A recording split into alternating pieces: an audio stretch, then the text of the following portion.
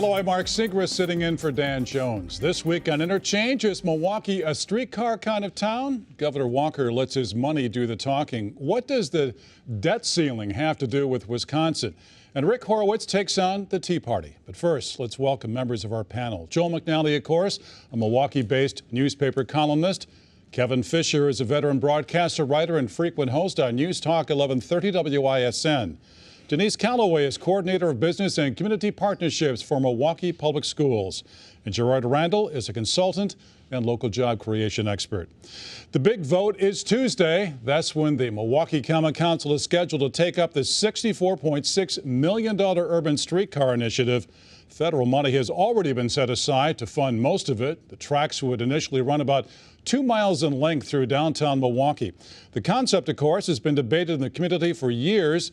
Question is this the right time to finally move ahead with this project, Denise? Well, why not? I mean, as you said, we've been talking about it for years. It is, it's interesting. When you go to other communities and you take a look at what really makes them strong communities, it's a vibrant downtown. And I think part of, for us, having a vibrant downtown is the idea behind having this streetcar. It moves us up a notch. It kind of moves us in line with some of the other cities of our size who also have kind of grand ways for people to get around. So, I think it's a good opportunity for us as a city. We've already had some problems with rail in this state and whether or not it was the right time to do things and the right way to do it. But I think this is a good thing for the city, and I think it's the right time to do it. If we are moving ahead with it, folks, is this the right part of Milwaukee to start at, or should it be another part of the greater Milwaukee area? Kevin, what are your thoughts along those lines? It's goofy, and we should just shelve the whole thing. It's a waste of money, and it's a lot of money. The route is goofy. Even Michael Cudahy has chimed in saying it needs to be changed. It goes in a strange loop and really starts nowhere and ends up nowhere. I don't see any reason that would captivate someone to want to actually ride it. Now, the hue and cry in this community for years has been, hey, let's spend money on transit that will get people in Milwaukee who need jobs out to where the jobs are. And I could make an argument to use this hunk of cash for a project like that, but not for a streetcar that goes in this weird loop that I don't think anybody's going to ride. We had streetcars 40, 50 years ago, and we did away with them. I know Denise doesn't remember because she's not old enough, but I do, and Joel does. And we got rid of them for lots of good reasons, and I think this is a boondoggle. First of all, don't pick on Joel. Don't pick on Joel. Well, it's kind of hard to stop now. How difficult will the construction period be, though, downtown? I mean, to what degree will it be disrupting downtown commerce, Joel? Oh, I suppose it will. You know what? I really wish I could be more enthusiastic about this project. I hate to sit here and say anything, and it sounds like I'm supporting what Kevin just said. But the truth of the matter is what everybody knows is the people that shut down the realistic use of this money to get those people the jobs that Kevin's talking about was the conservative voices in this community who didn't want anything to do with mass transit, and certainly didn't want anything to do with mass transit that helped poor people, didn't want anything to do with mass transit that did hook people in Milwaukee up to jobs in Waukesha County. Waukesha County was insane. The logical route for the best mass transit route for Milwaukee and for the Waukesha would be Milwaukee to Waukesha. The fastest growing area outside the urban area and the largest urban area in the state. And it was the conservatives in Waukesha County who opposed that. It was conservative talk radio in this town that opposed that. And as a result, we have been going for decades with all of this money to be spending on mass transit and stymied at using it to its highest and best use. And so I'm really not terribly excited about this downtown trolley. I think absolutely the best use of it would have been a real mass transit route between Milwaukee and Waukesha County, and we let the most backward, archaic forces in the area stop us from doing what made sense. Mayor Barrett says this is good for the downtown economy and it's going to expand the tax base. Is that true? Well, there will be some economic benefit, but I don't know if the economic benefit will match the amount of money that will have to go into construction and the amount of money that will have to go ongoing costs for operations. So Which are always there. Which are always there. That was what was used against the rail to Madison, which was another stupid shutdown of the project. I agree with you, Joel, that years back there could have been more reasonable decisions made around running rail service out to where the jobs are, so that that money could have been better spent to create longer corridors for economic development and opportunities for people with modest resources to get to where those jobs are certainly being created in greater number than they are in Milwaukee. Now we're faced with the decision, you got $64 million. How do you best spend that? This is not the best way to spend that money. It would make sense for me if they just ran a straight rail line out to the county grounds or down to UWM or over into the Menominee Valley. If it was going to be a short run that connected people in the city to some of those areas where there could be a better opportunity for economic growth. Who's going to use the streetcar? Who's going to ride it? Obviously Denise, but nobody else. Nobody else. Why would you get on? I am trying to figure out why Kevin apparently is, if it's got rails associated with it, you're Why against would you it. get That's on? what I can't figure out. Why would you get on at the starting point, which is what, the old bus station, Amtrak? Right. Why would you get on there and get off on Prospect Avenue Worse somewhere? yet, have to take a cab in order to get over to the rail station. The operating costs are going to stymie this thing getting done, because there's a component where the state will have to take a look and buy into this project, and I don't think the state is there yet. And when you start tearing up downtown, which was, you asked the question The business earlier, community is a total thing. Yeah, and it's going to make it even more difficult to come downtown, to park downtown. Right. Those businesses are going to be pretty riled up. The idea behind these trolleys, though, is never that you ride from point A to point B, and you know, the idea is that there are stops along the way where people get on and off. It's not as if you're riding the full circuit. So, you know, to look at it like saying, well, the full circuit doesn't make any sense. And it doesn't. Most people, though, don't ride the full circuit. They use it as a place to get from one point on the stop to another point You know why on the stop. most people don't ride the full circuit?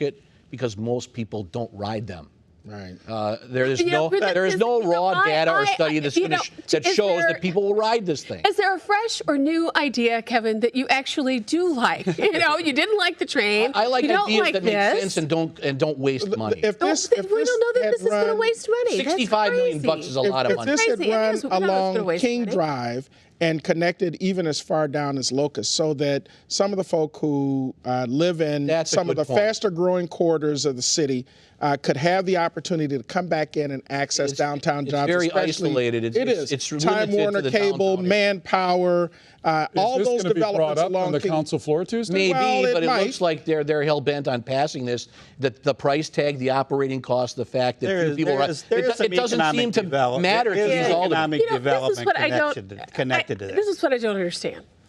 You're upset about the $65 million that upset this about is going to economic cost. development. But when we take a look at now what that run from the Hiawatha from Milwaukee to Chicago is going to end up costing Wisconsin taxpayers. That's an entirely it's going to different be, issue. but it's about $65 million that we're going to have to That spend. people actually use and benefit Well, from. if people use it and benefit from it the same I way wish people this would would be use on and the topic benefit list tonight, from but the it's not. high-speed rail, why would it not have made sense for us to do that as Because well? it's apples and oranges. It's not. A little tiny little tell you choo-choo what. compared to light rail. It's not the same. Let's segue into a topic that I think you're going to like to talk about, Kevin, okay?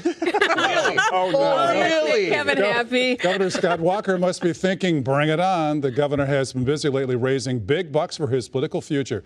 It's all in anticipation of a recall effort against him being planned for early next year. It was reported this week. Governor Walker has collected an impressive $2.5 million during his first 6 months in office. The governor is also celebrating news about the addition of nearly 13,000 Wisconsin private sector jobs during the month of June. The recall plans are largely in response to the ending of collective bargaining rights for public workers. So, Kevin, I'm asking you this question. What impact does all of this have on the governor's fight now to keep his job? Well, in a couple of ways, this is non-story. One, the governor's raising money for his reelection. It's a non-news issue because every elected official starts to fundraise and raise money the day after they're elected. And Scott Walker is no different.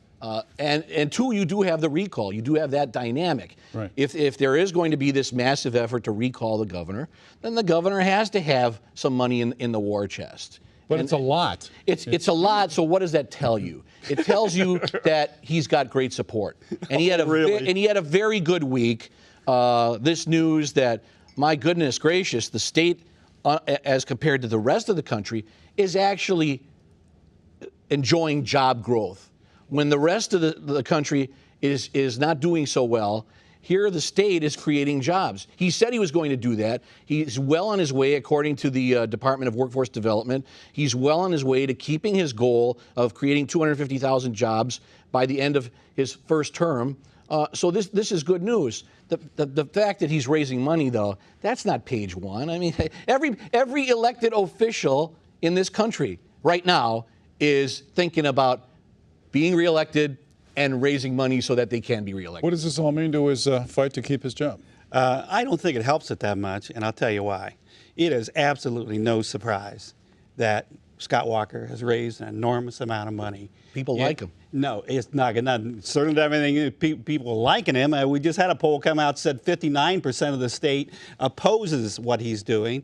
The money he's raising, the enormous money he's raising, is coming from the wealthiest people in the country.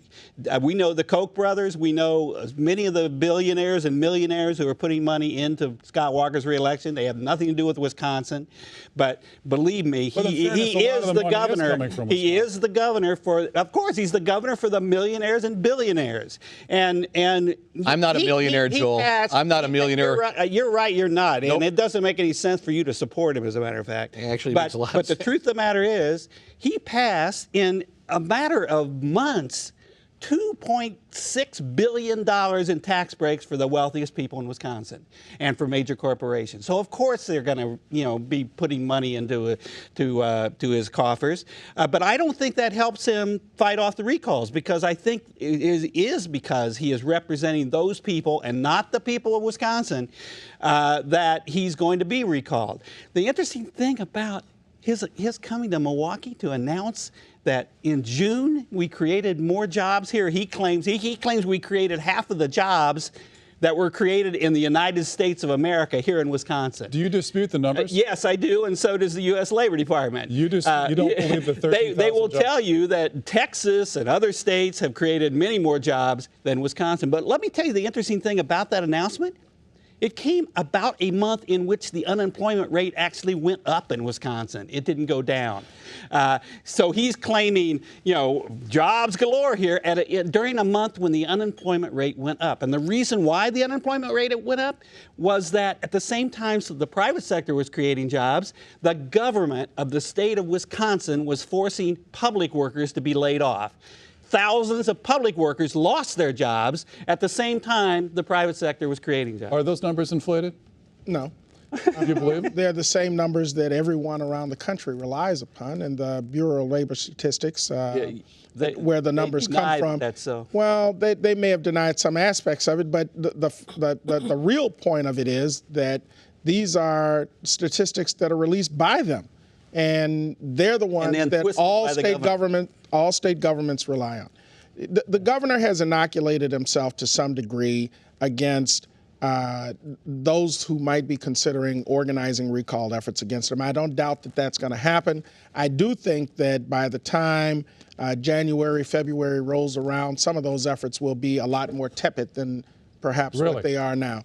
The other is that if you don't strike while there's a lot of enthusiasm to support you, you're not going to raise that kind of money later on when I think a lot of the fire will have gone out of both sides of the effort. When they talk about these 13,000 jobs, I mean, you're an insider. What kind of jobs are we talking about? Are we talking about family-supporting jobs? Right, they're all family-supporting jobs. A good number of them were seasonally adjusted jobs that came out of the Department of Tourism.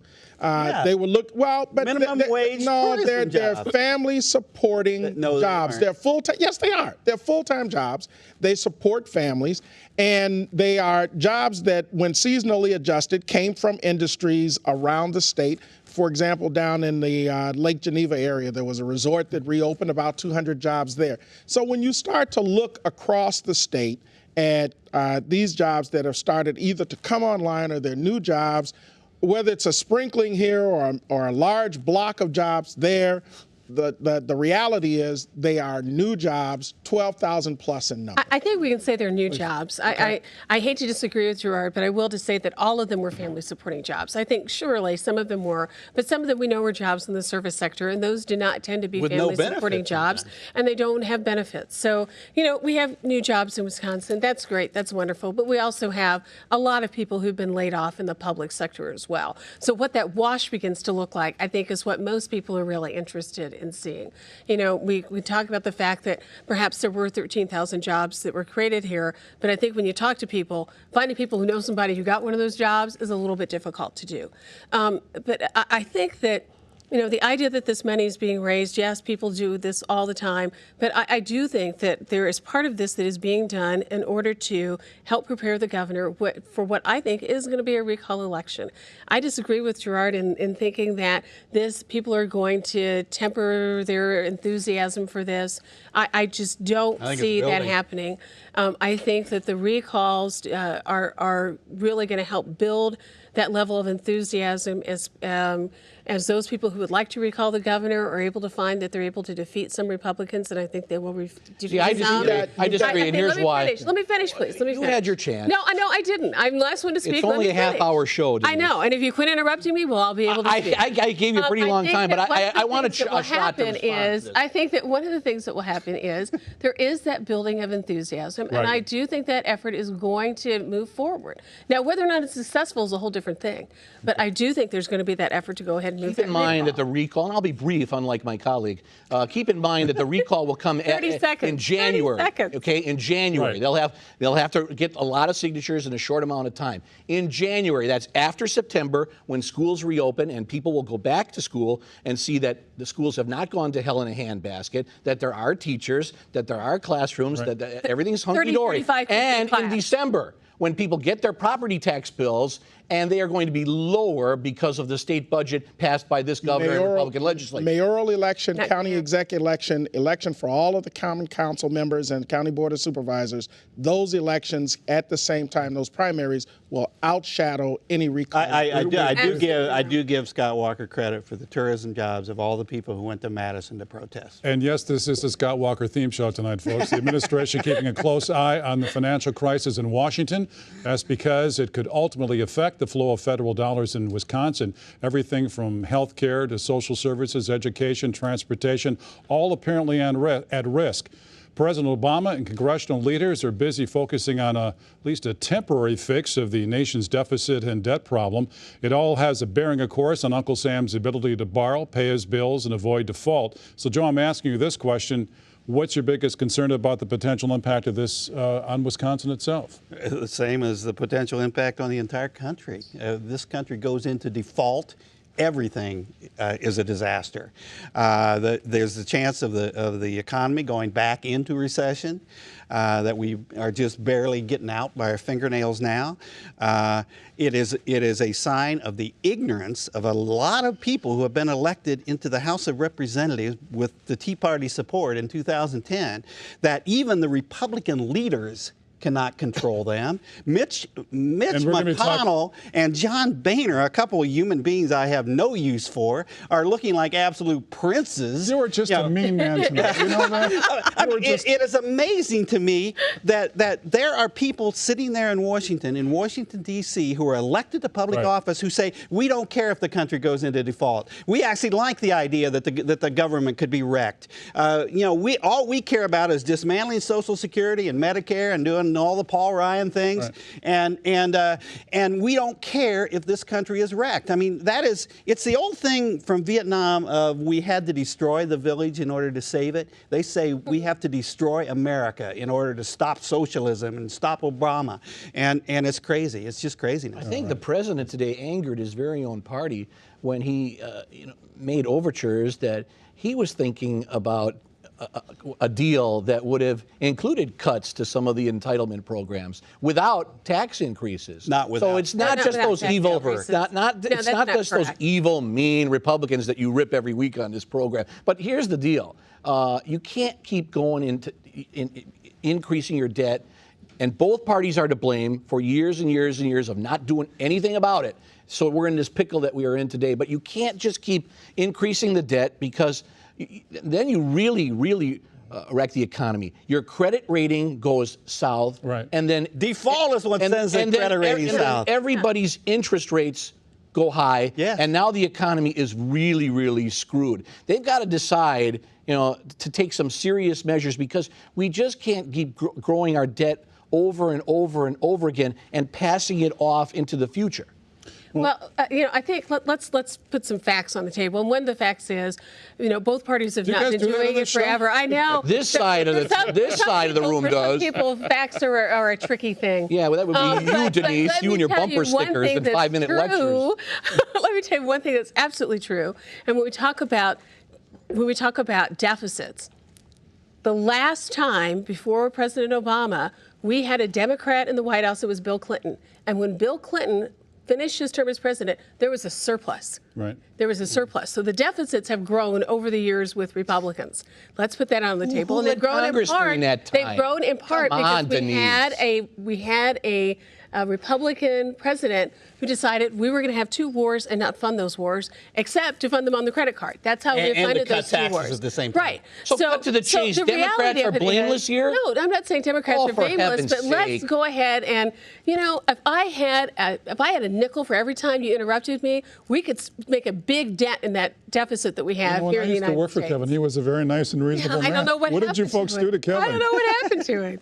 But the reality of this is, I guess this is country not a is dialogue really show, it's a going to monologue have show. a problem if we don't make some progress and are able to solve this deficit. We've got a problem because it's ideology that's taking over in place of democracy in terms of us being able to work together to solve this. Your thoughts on Score this, sir? stirs. There will be a lifting of the debt ceiling.